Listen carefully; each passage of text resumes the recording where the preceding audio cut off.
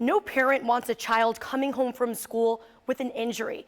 If they do get hurt, loved ones expect a call. But in this case, the mom didn't receive anything. Imagine bringing your child home from school thinking everything was okay, but then hours later, noticing a mark on your child's face. That's what Shanika Sherrill experienced after picking her son, Jace Middlebrooks, up from Granbury Elementary in October of last year. Jace! Jace has autism and is non-speaking. He's vibrant, he's energetic, like he's a ball of energy for sure. Shanika says when she picked Jace up from school, he seemed tired, so she let him take a nap. I tried to wake him and I couldn't wake him. And when I finally woke him, he was, he was lethargic.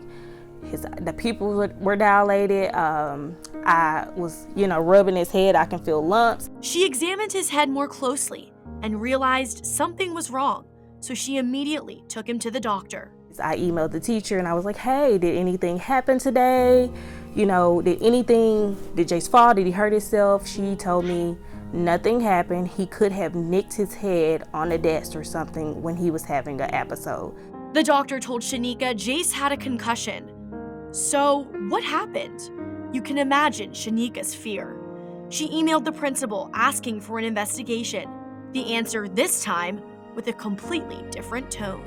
The principal responded and told me she would do an investigation, and she did. And in her investigation, she found out that Jace was assaulted by another student. He was kicked in the head by another student. And she told me basically the staff members that were there did not know they had to report it. Shanika says the doctor could not pinpoint where the injury came from exactly, although she says Jace has headbanging behaviors. But if Jace was banging his head, she believes the paraprofessionals and teachers should have stopped him from doing that in accordance with his safety plan. The mother says Jace is supposed to have a one-on-one paraprofessional with him 95% of the school day. How frustrating was that for you, knowing that no one said anything to you? You had to say something first. You had to ask for an investigation. You had to ask for a report to be filed. It's hurtful. It was hurtful. It scared me. It put fear in my heart. And it also made me want to, just keep my son home. Jump, JJ. Shanika says this isn't the first time an incident happened. Last school year, medical records showed Jace had a hemorrhage in his eye. While she received a call, Shanika says a report was never filed. Fox 17 News was able to obtain an email the principal sent to staff, emphasizing expectations when it comes to reporting injuries and communication of injuries. The email says in part, if at any time you see a child physically aggressive with another child, hit, kick, pull hair, etc., it must be reported by you directly to the teacher. This is any child. I feel like they could have communicated better. They could have did a incident report without me asking. They could have called me when the incident happened. They could have given him aid.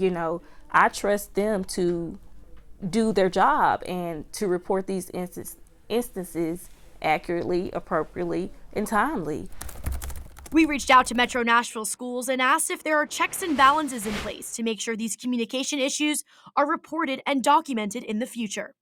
A spokesperson tells us due to pending litigation, the district is unable to comment. If you were notified the parent to let them know when it happened, we wouldn't be in this position right now.